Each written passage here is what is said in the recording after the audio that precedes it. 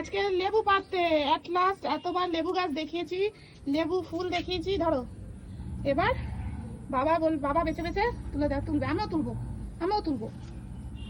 এ বাবা ফেটে গেছে, তুলো নুনে দিয়েছি দাও। ফেটে যাচ্ছে মানে পেকে গিয়ে পুরো পুরো রস হয়ে গেছে তো। দেখো কাটা পড়ছে তো কাছে আনতো না, কালি তো কাটা যাবে না।